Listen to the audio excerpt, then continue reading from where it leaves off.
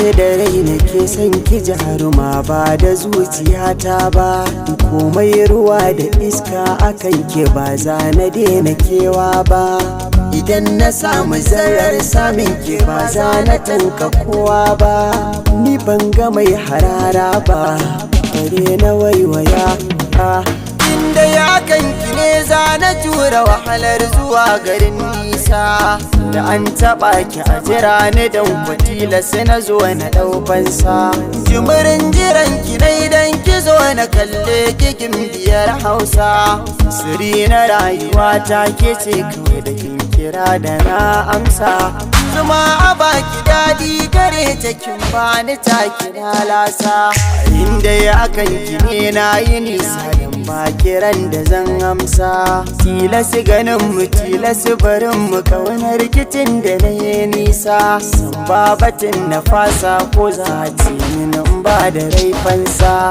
Tsarin zubinki daidai ne ya kama zuciyata ne. Na jin kamar mafarki ne na san ki so mataki ne. Ni ban da damuwa har zan buɗe 'yan idanuna. Kalle ki ga ki da badali to me za ya damu kalbina. Yau za na yi amotin da na gane kina da tausayina. Dan yanzu na zamo waya mafatauci mai bidar gurin kwana. Na kwallashe ladan sanar da iyamar ya kalamai. Daga zuciya nake kwatanta na zayyano jawabaina. Idan babu ke ina ne zan saka zuciyar ta bar yawan kuna.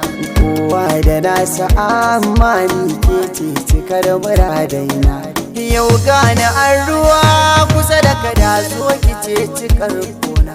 Komai da mafita kar da ki saba da furta ban kwana. Na ji na gani yadda nake son ki yafi ƙarfina. Na san a duniya da wanda yake jin duka tunanina. Soyayya rayuwa wani sa'in sai ta zama wutar gona. Duk wanda ke cikin ta shine jurau amma fa a gurina. So na faranta rai da ruhi ya sa ka zama kamar sarki. Kuma rayuwa da so misali naina kama da a mafarki. Samari mi haƙuri idan har mun samu so mu sa sauki. Mata mi haƙuri idan har mun samu so mu sa sauki.